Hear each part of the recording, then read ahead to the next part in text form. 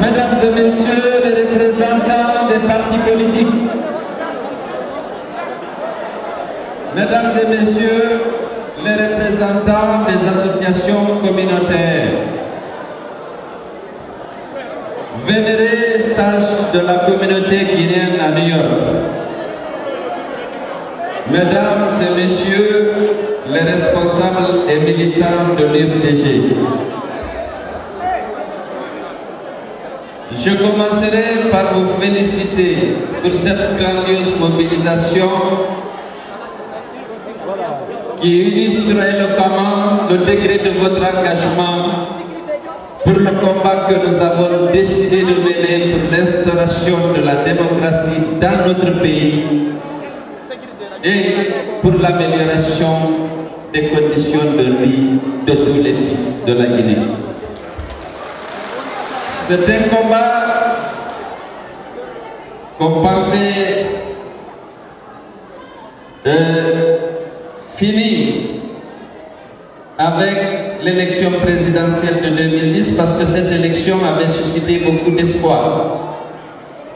Tous les candidats avaient annoncé que leur objectif et leur ambition c'était d'instaurer dans notre pays l'état de droit, la démocratie et d'assurer la protection des droits humains. Vous le savez aujourd'hui, vous n'êtes pas le seul à savoir, tous les Guinéens ont compris que M. Alpha Condé n'est pas à la hauteur de cette mission. Nous avons travaillé depuis 2007 qu'à New York, le Dwayne Bamamadou est venu me présenter à vous comme étant l'homme sur lequel il avait fondé l'espoir pour la continuation de la lutte qu'il a menée pendant des décennies. Grâce à vous, en quelques mois, nous avons fondé le plus grand parti de Guinée parce que vous avez tous eu confiance et vous avez massivement adhéré à l'UFDG.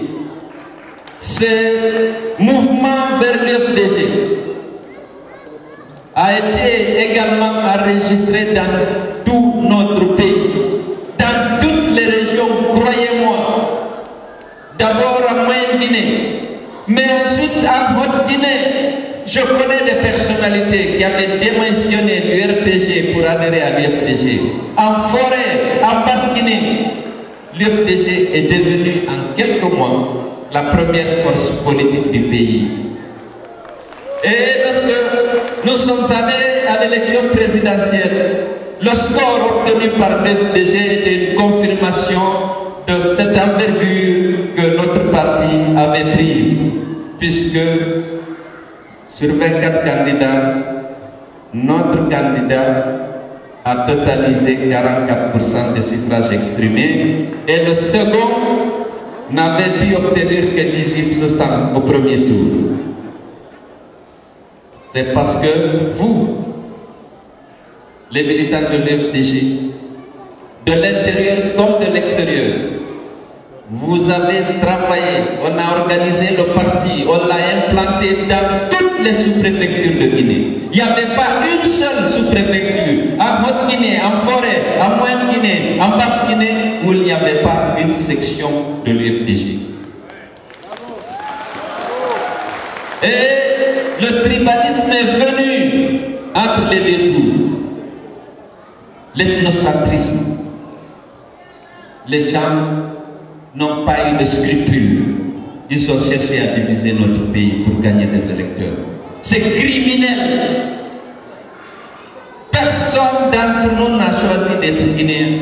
C'est un fait de Dieu.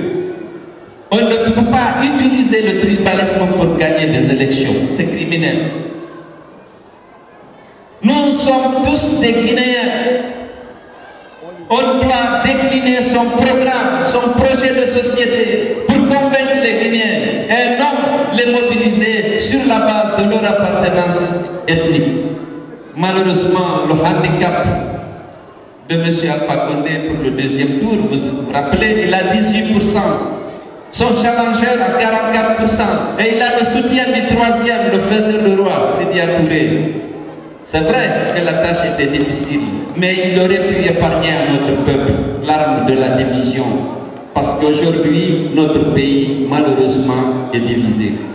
Après les élections, je suis venu ici, je vous ai dit, il faut qu'on reste constant avec nos valeurs. Il ne faut pas qu'on reporte au tribalisme par le tribalisme. Il faut qu'on reste des républicains à l'UFDG. Nous avons la mission de rassembler tous les Guinéens, de garantir leur égalité devant la loi et devant les biens communs. Nous sommes restés constants et heureusement, aujourd'hui les Guinéens ont compris. Parce que croyez-moi, ce qu'on a enregistré ici, les adhésions, à Conakry, c'est des adhésions massives de toutes les régions qui reviennent nous dire, nous avons compris que c'est vous qui avez raison. Monsieur Séboudalé, on t'a écouté. Tu n'as jamais dérogé à ta règle pour défendre l'unité de la nation, les valeurs de la République. Tu n'as jamais prôné le tribalisme. Et c'est ça la vérité. Après les élections, je vous ai demandé de ne pas répondre à la haine ethnique par la haine ethnique.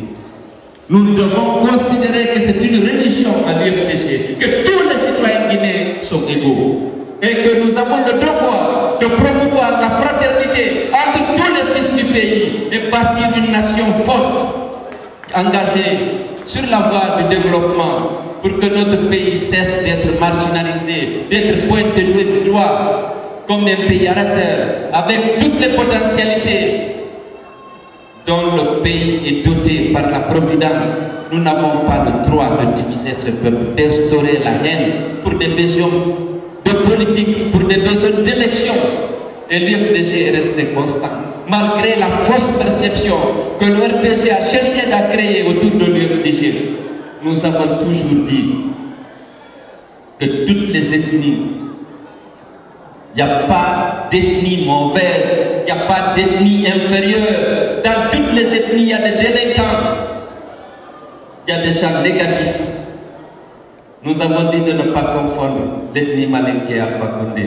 Il y a des malinqués vertueux, démocrates, républicains qui veulent que leur pays soit dirigé dans le respect des principes de l'état de droit, dans le respect des principes et des règles démocratiques. Ils sont nombreux dans toutes les ethnies. Nous devons œuvrer pour que notre pays soit dirigé par des républicains qui ont le souci de la fraternité, de la solidarité entre les habitants de notre peuple.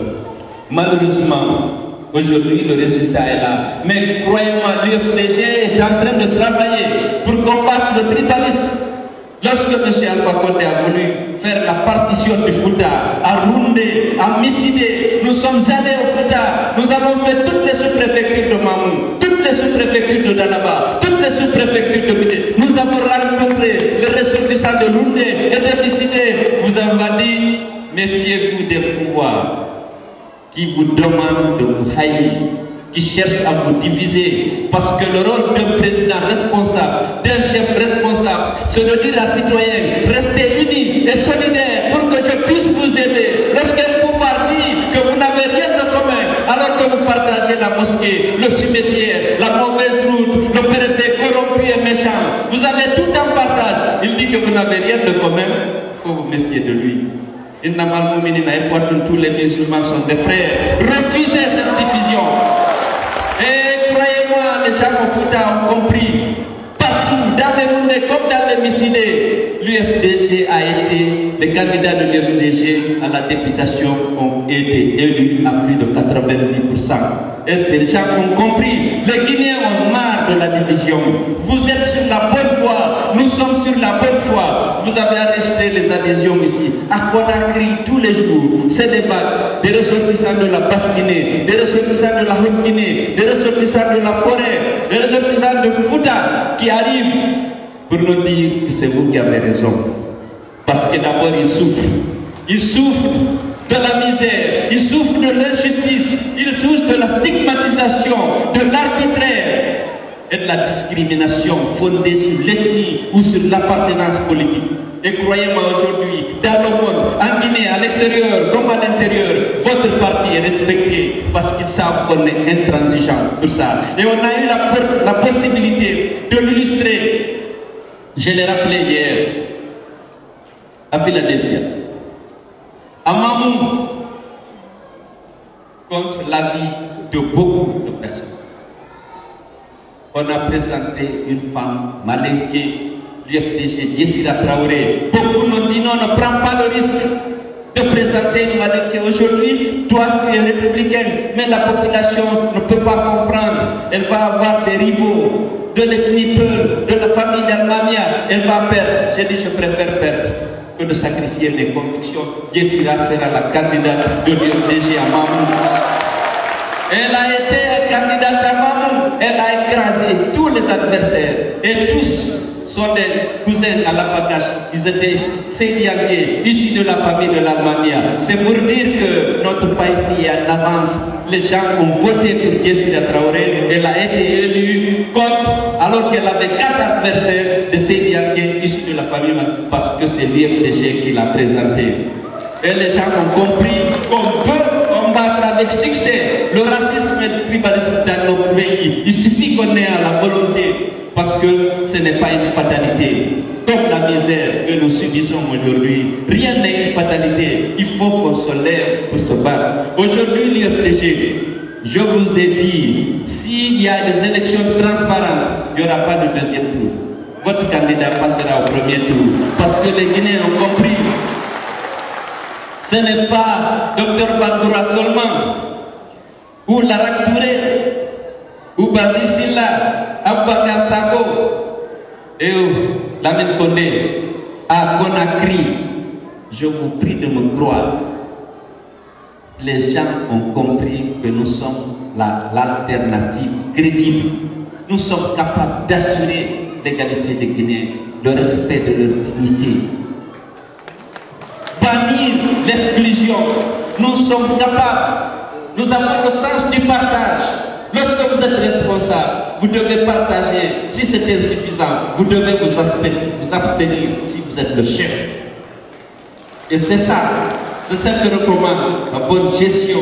Lorsqu'on est responsable, on doit parfois se contenter de l'honneur d'être responsable et ne pas mettre son ventre avant. Nous fait hakil kin feƴƴata e l'imanu mum feƴƴata si a halfinama ko sendete ko yata sendirgiɗale sina ɗum a teddata alpha gonɗe wawata sendude geɓe ɗe so sendi ko giɗale ko sendirta ko yo immo wakkilo ɗe iɗen mari électeur ɓe goɗɗo wo hande parti politique ɓurɗo UFDG doole e darƴa e jemɓe ala ko ye wattu ɗon wakkilare mon ngal e cuucal darɗen darkarano ɗen innen gasa ta guykakan e rokki waɗi 2010 waɗi 2013 2015 il n'est pas possible d'accepter la fraude mais il faut qu'on se donne les moyens de gagner, de surveiller pour empêcher la fraude et avoir la preuve qu'on a gagné et refuser la confiscation de notre victoire par qui que ce soit. Si vous êtes d'accord avec ça, ce combat, il doit être mené avec beaucoup de détermination. Il faut qu'on mène la guerre contre la fraude, contre le vol. Si on veut, on appelle ça la guerre. Sinon, on veut l'appeler le combat. Sinon, on l'appelle la lutte contre la fraude. Mais il faut qu'elle soit menée. Ce n'est pas les termes qui importent. Nous ne voulons plus la fraude et il faut qu'on se lève pour l'arrêter. Grâce à votre engagement, grâce à Dieu, nous avons les électeurs pour gagner les élections présidentielles. Il faut qu'on refuse d'être volé. Et le vol, ce n'est pas le jour du scrutin seulement. C'est dans toute la préparation des élections. Vous avez déjà suivi le recensement. Donc, ils viennent de publier les résultats. Et qui montrent déjà leurs intentions pour la liste électorale. ils ont recensé, ils ont publié des résultats qu'on n'accepte pas. L'opposition s'est retrouvée, on a décidé de rejeter le recensement général, les résultats du recensement général de la population. Parce que, quels sont ces résultats? Ils ont dit qu'à Conakry, il y a 1 600 000 habitants. Alors qu'il y a 1 200 000 électeurs. Et généralement, la population électorale, c'est la moitié de la population totale. En 2013, ils ont dit qu'à Kaloum, il y avait 60 000 électeurs. Mais comme Kaloum n'a pas voté pour Alpha Condé, malgré les milliards qu'il a distribués dans la circonscription, ils ont dit qu'il n'y a que 61 000 habitants pour 60 000 électeurs. À Dixit, ils ont dit qu'il y a 137 000 habitants alors qu'on a dénombré 123 000 électeurs en 2013. Alors la prochaine révision de la liste diront qu'à Kaloum, il y a plus que 30 000 électeurs et à Dixit, il y aura peut-être 65 000 électeurs. Vous savez, le RPG de M. Alpha Condé n'hésite pas rien. Vous savez, je sais, les militants de l'UFDGC, la population guinéenne sait que si on organise des élections transparentes, il n'y aura pas de deuxième tour. Mais Alpha Condé aussi le sait. Et comment il va faire? Il va utiliser la fraude pour essayer de gagner les élections. Il faut qu'on refuse la fraude. Il faut que vous soyez prêts. On va faire le travail. On va mener les combats. Les populations à l'intérieur sont disposées à se battre. D'abord pour mettre un terme à cette misère, à cette injustice, à cette discrimination. Vous savez, ils souffrent du manque d'électricité, ils souffrent du manque de bonnes routes, ils souffrent du manque d'eau, mais ils souffrent aussi de l'injustice, de l'arbitraire, de la violation quotidienne de leurs droits. Vous n'avez pas de recours, il n'y a pas où se plaindre. Vous avez vu, nous nous sommes battus pendant 3 ans pour obtenir les élections législatives. Vous nous avez soutenus. Nous nous sommes battus. On a payé un prix fort. 57 jeunes abattus à bout portant, dont certains à leur domicile familial. Pas d'enquête, pas de coupable, rien. On a souffert. On a souffert, on arrête nos jeunes. Lorsqu'on a tué 6 lors de la manifestation, on arrête 400, on défère 200, on nous revend 200 à 500 000 la personne. La mère, le peur désorienté, vient chez le président du parti. J'ai négocié avec les policiers, il me laisse à 300 000, aidez-moi. C'est pas simple. Je n'ai pas envie d'entrer dans cette corruption. Mais qu'est-ce que tu veux? Si on le défère, on va lui donner une amende de 500 millions, 500 000 lorsqu'on le juge. Si on le relâche, il faut payer l'amende. Vous ne pouvez rien, vous n'avez pas de recours, vous payez. On libère 100. Après, on traque, finalement, on défère encore 100. Les gens doivent quitter Symphonie à Wanidara pour aller voir leur fils. Arrêtez dans le domicile familial. Ils viennent vous dire, vous n'avez aucun recours. En tant que président du parti, vous pouvez dénoncer, vous n'avez aucun recours. Vous avez déjà 6 morts à la mort. Vous êtes en train d'organiser leur enterrement. Vous avez 200 jeunes en prison. Vous avez 50 malades hospitalisés avec les ordonnances. Vous ne pouvez rien. Il n'y a rien. Vous passez la nuit difficilement, vous ne dormez pas. Vous êtes responsable. Vous avez dit aux jeunes, sortez, on va manifester. Il y a des blessés. Il y a des handicapés à vie. Il y a des morts. Il y a des prisonniers. Qu'est-ce que vous faites? Vous n'avez pas de recours. Il n'y a pas de justice. Voilà la misère qu'on vit. Allah non, Allah kawulite. Deka laptane chokuleki Allah. Deka kaso bena banay ko nyama. Wara ne be surre. Autopsie bonde be salo. Si be jani be yoba. Allah ko da. Gon gol yeso gol ko dom bir sattude. Dara pay ko na wala ko. Wa non indi yalte. C'est pas facile.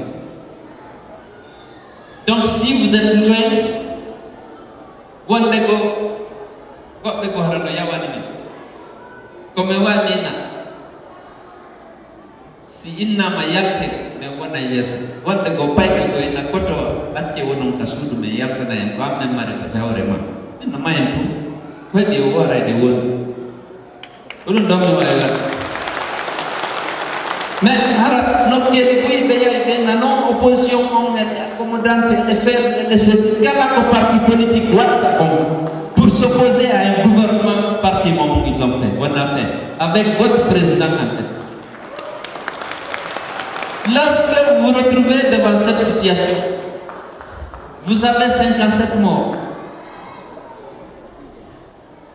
La communauté internationale fait pression pour Alpha pour qu'il y ait le dialogue. On dit bon, allons au dialogue. Certains disent non, il ne faut pas dialoguer avec Alpha. Oui, mais qu'est-ce qu'il faut faire? Parce qu'on reçoit plus de critiques que de propositions. Qu'est-ce qu'il faut faire? On abandonne. Si on sort les enfants, c'est nous. Oui, c'est les partis qui envoient les enfants à la boucherie.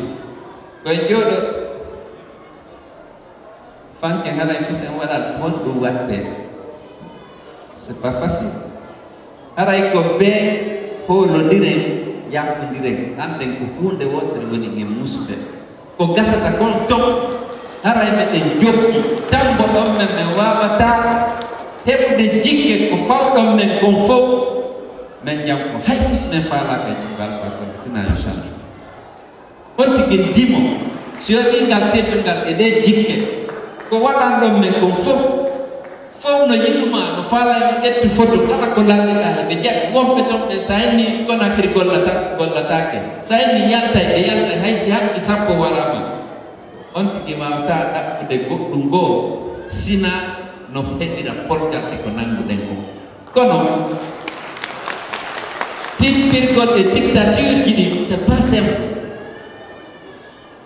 ko wonde go be photo da si dialogue hedi ke yewtete yaha parce que ñande wo yalte si wara malaka wulitada si nanga malako hebatasa ko yaltinana si ala y a pas de recours on a dénoncé c'est pas facile on a décidé d'aller au dialogue on a été critiqué on a décidé d'aller aux élections pour que mon bec inni wata yaw élection bon on aurait pu ne pas aller aux élections. Mais on a estimé qu'il fallait aller aux élections. Kogonga, bayro hola wadita kimem, mais hebal gal, mais hebu non gal c'est ça, mais hebay no moins 50 députés. No kéliko parce que hari no wodi ko men andi si me ye, ay ko to ida hersa. Mais l'enton me yoti no wodi ko be min yahin sen wakili ke ayni hebay goddum.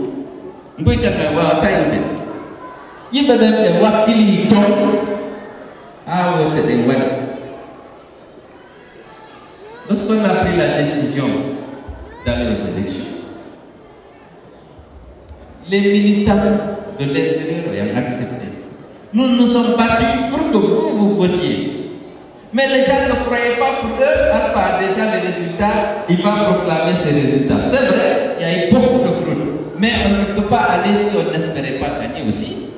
sur le terrain. On n'a pas eu ce qu'on méritait, c'est évident. Parce qu'ils ont organisé une fraude massive contre l'UFDG avant le scrutin. Mais le problème c'était quoi? Le RPG ne voulait pas que l'UFDG participe aux élections. Alors, si l'UFDG boycotte, ou l'opposition boycotte, Alpha organise les meilleures élections au monde. Il va demander des observateurs étrangers et tout le monde va dire vraiment un démocrate, il n'y a pas eu de fraude. Il n'aura pas besoin de frauder s'ils ne sont pas dedans. Et il va avoir le crédit d'avoir organisé une bonne élection.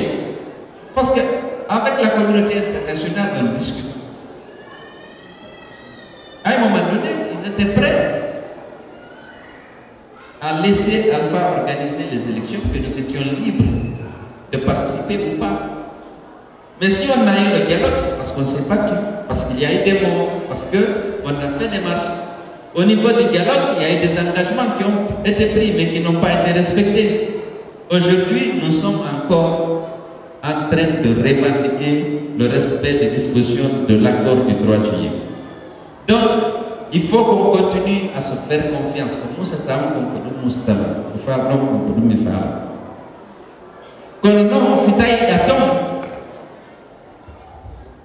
Nous, depuis Digo, aray awawata holli tude ko honɗum waɗata ɗum par ce que ɓe laafi mana yo gagnoma on andi gam Moussa e ma ɗon taloyirɗa. Si on n'avait pas fait les élections législatives, si on avait boycotté, on n'aurait pas pu participer aux élections communales parce qu'on n'aurait pas de motif. Si c'est non Kamongo, que dans nos fiefs, dans le pays, tous les chefs de quartier, tous les chefs de district, tous les maires ruraux, présidents de CRD et urbains, vous savez bien qu'il y a des militants de l'UFDG. Ils veulent être présidents de CRD. Si l'UFDG dit qu'ils ne participent pas, ils sont prêts à aller au RPG pour être présentés, pour être maire de la commune rurale. Vous le savez. Donc si, dans notre combat, nous sommes, en tant qu'UFDG, nous ne sommes pas dans l'administration. Nous ne sommes pas à l'Assemblée. Nous n'avons pas d'élus locaux. Le combat que nous menons devient difficile. Si nous ne faut pas que Allah il faut tawi ko kamɓe jogi ɓura e mettande fi. Donc tawi ɓe ndaare diisondire kono noon wona ƴaami ɗum ɗo fewndo on tuma diisondire ko honno watten.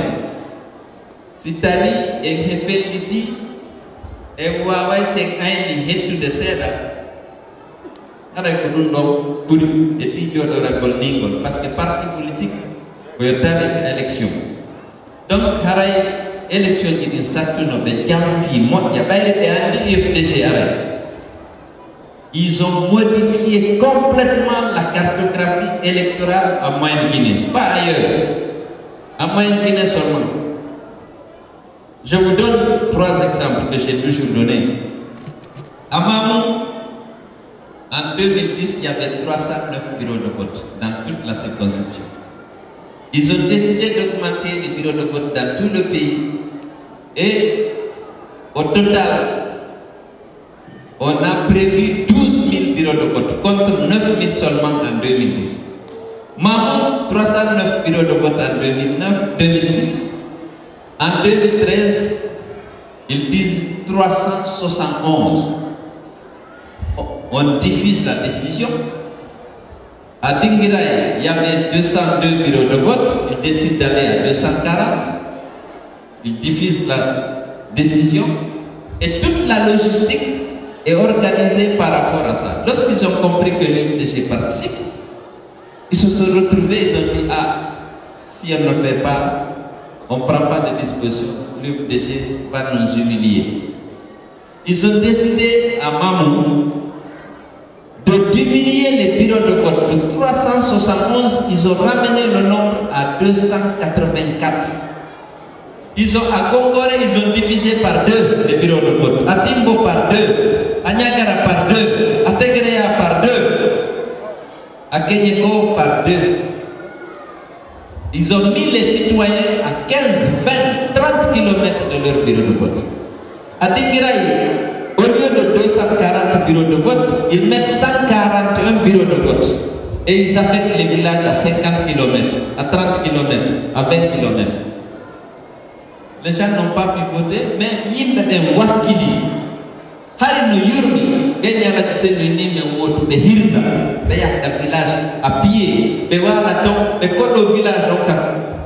Bureau de vote ni, be wala ton ha be bibi, be wota se be attaque mandara, ils sont à 15, 20, 30 km. C'est grâce à ce courage, à cette abnégation, à cette détermination qu'on a eu 37 députés. Après, il y a eu beaucoup de fraudes. Est-ce qu'il fallait siéger avec la fraude ou pas?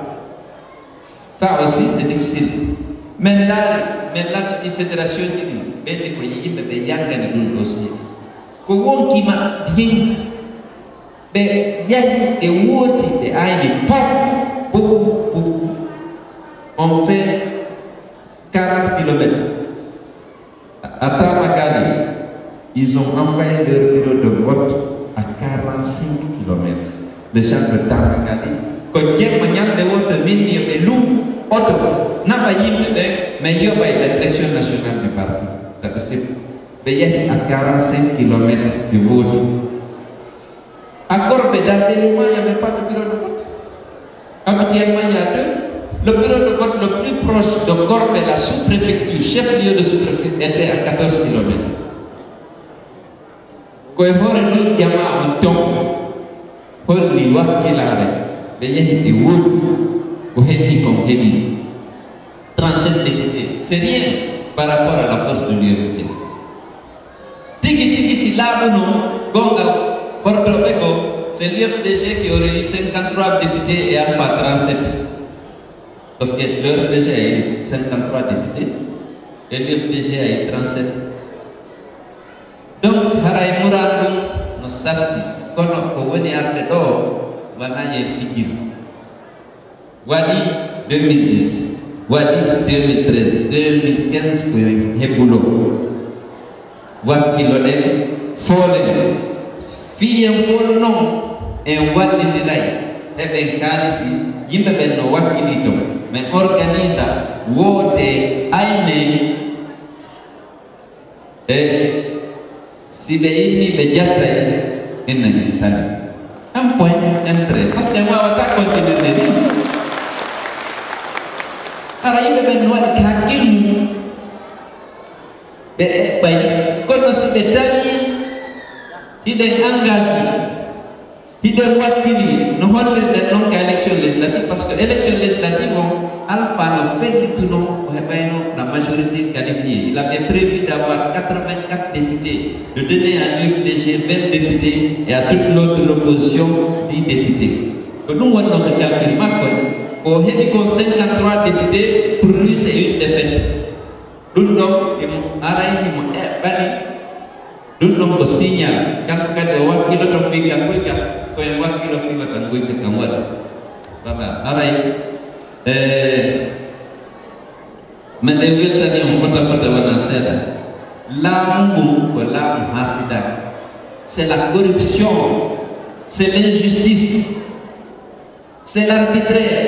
Il n'y a pas de démocratie. Je ne peux même pas parler de droits humains. Actuellement, l'Alpha a pris ses congés. Il est allé à Tunis. À Tunis, en congé.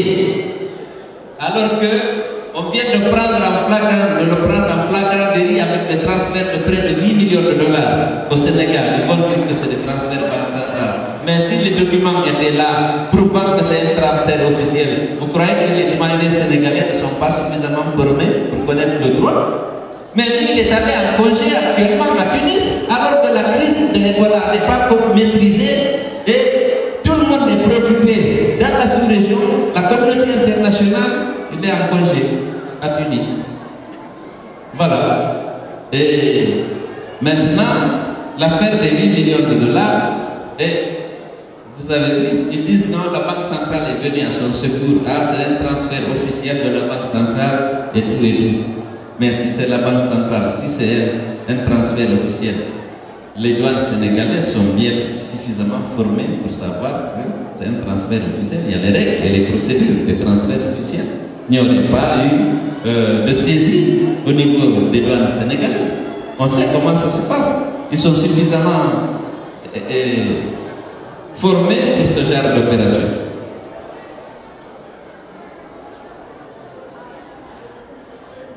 Alors, actuellement, je puis vous dire que votre parti est encore le premier en Guinée. Et je suis convaincu, avec les adhésions massives qu'on a enregistrées, notamment en Basse-Guinée, parce que je devais aller en forêt, je vais y aller avec la crise Ebola que j'ai suspendue, parce que là-bas aussi, elle m'attend. Mais j'ai reçu beaucoup de cadres de la Haute-Guinée. Des cadres de la Haute-Guinée, des professeurs, des juristes, des chercheurs, qui sont venus adhérer à l'UFDG parce qu'ils ont compris que c'est l'UFDG la bonne alternative pour gérer dans le respect de la loi, dans le respect de l'état de droit, dans le respect des règles démocratiques notre pays. Ils sont venus massivement, eux ils sont prêts actuellement à aller en Haute-Guinée parce que eux aussi ils sont attendus. Alors, je vous demande d'encourager les autres, ceux qui sont de l'ethnie du président, parce que vous êtes nombreux dans nos partis.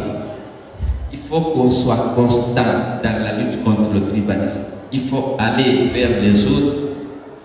Il y en a qui veulent venir, ils ont un peu peur parce que la perception qu'on a créée sur l'UFDG, c'est un parti que nous voulons rassembler les Guinéens et faire prospérer la fraternité et la solidarité entre les régions, entre les citoyens. Il ne faut pas qu'on change parce qu'on a en face un pouvoir tribaliste. Nous devons rester républicains. Nous n'avons pas choisi d'être Guinéens. Personne n'a choisi d'être Guinéen. Ni les Malinqués, ni les peuples, ni les Soussous. Nous devons accepter ce fait de Dieu et considérer tous les autres comme nos frères. Et je pense qu'il y a un mouvement actuellement en cours en Guinée vers le rapprochement. Parce qu'ils ont compris que le péché ne peut pas réconcilier les Guinéens. Il n'y a aucune politique de réconciliation crédible. Au contraire, la stigmatisation a continué, les exclusions ont continué. Il faut que les gens soient assurés qu'avec l'UFDG, nous serons une république des citoyens guinéens, quel que soit le lieu de leur naissance, quelle que soit la langue qu'ils parlent. Il faut qu'on reste ferme. À l'UFDG, nous sommes fermes sur ça. Même si une campagne sordide a été menée contre l'UFDG pour présenter l'UFDG comme un parti qui cherche à asseoir l'hégémonie peuple. Ce n'est pas une stratégie électorale. Pour nous, tous les Guinéens sont égaux. On doit assurer l'égalité des Guinéens devant la loi et promouvoir la fraternité entre eux. Parce qu'ils sont tous des hommes. On doit respecter leur dignité. Je vous ai dit, lorsque j'ai été en Chine, la communauté Mandingue et la communauté Peul y avaient dit. Je demandais rendez-vous au chef de la communauté Mandingue. J'ai dit, c'est pas juste que vous quittez de l'Afrique de l'Ouest. Vous venez à Guangzhou ici, Malinké et Peul. Depuis 2010, ils ne s'adressent pas à la parole. Ils sont tous musulmans en plus. Ils ne s'adressent pas à la parole. La politique. Il y a le seul facteur explicatif, c'est la politique. Heureusement, le chef du Mandingue a dit non, que je ne dois pas venir. Lui, il va venir me servir. Je suis un ancien premier ministre, il viendra. Il est venu avec ses collègues de leur bureau. On a discuté, on a réussi à planer les divergences. Et aujourd'hui, on me dit que les deux communautés travaillent la main dans la main. Qu'est-ce qui est mieux que ça? La politique, demain, lorsque nous serons au pouvoir, les partis politiques, ce sera le Sanakouya. Ce ne sera pas la haine. Ce ne sera pas la haine. Il faut qu'on s'organise pour dégager Alpha Condé parce qu'il va détruire notre pays. Il faut qu'on ait le courage de lutter. Et ce combat-là, on va le mener. On ne se cache pas, on ne s'en cache pas. Ils peuvent appeler ça comme ils veulent. Le combat contre l'injustice, la discrimination fondée sur l'ennemi. contre la fraude électorale, on mènera le combat. Si on veut, on appelle ça la guerre, mais c'est la guerre contre l'injustice, contre le tribalisme, contre les fraudes électorales. Il faut qu'on la mène. Est-ce que vous êtes prêts? On y mène à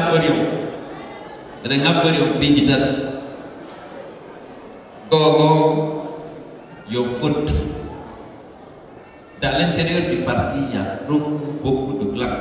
Je regrette, j'aurais pu être là avec Baouri parce que j'avais demandé à ce qu'il vienne avec moi. Il l'avait accepté. Malheureusement, on n'a pas pu obtenir le visa pour lui. Sinon, on serait là ensemble.